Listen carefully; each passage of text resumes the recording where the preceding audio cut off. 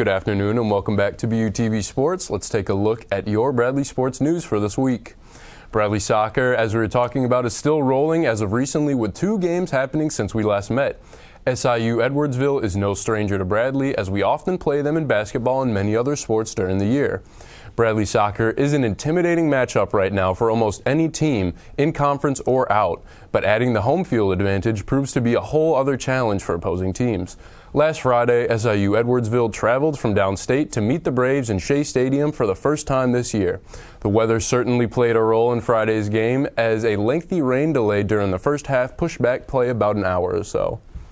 The Cougars of SIU did their best to hold the Braves' offense early, but Kevin Mijas had a different idea for the home crowd.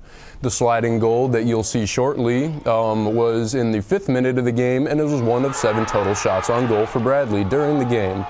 Fouls again were a big part of play, with a total of 38 penalties in all, with 24 going to SIU.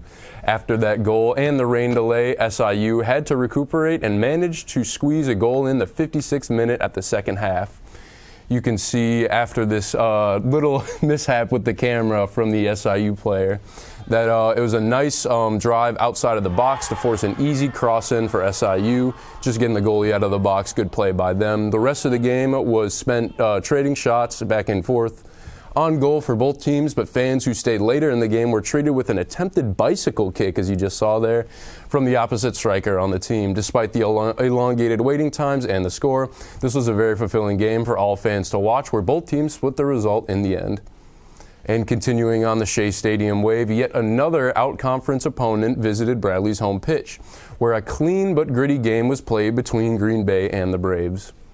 As you can see, Kaboom was really feeling this one at home, despite Green Bay's notable reputation for sticking in the game no matter what.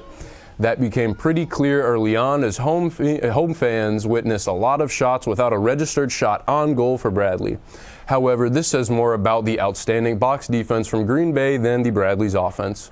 The same could be said for Bradley, as they kept the personal fouls low, but the shots on goal for Green Bay even lower, with them only getting off 2 shots on goal, where they were both saved by keeper Alex Groh. The field was being stretched the entire game, giving most defenders the major workload during the 90 minutes leading to the final score, being a pair of O's on the board. For the final being 0-0, it was not a bad game for either team, as the Braves looked to prepare for their next game away at Bowling Green, Ohio against Bowling Green University. Good luck to our soccer Braves on staying undefeated.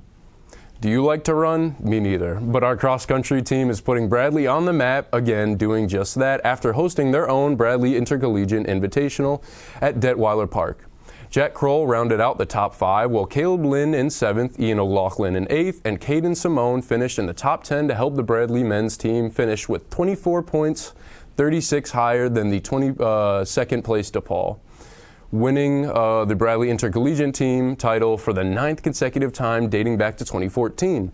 The women's 3-mile race, that was also a familiar result. Nadia Pottinger, 1 week removed from her season open victory at Western Illinois, went back-to-back and took a record-breaking victory in the 3-mile event.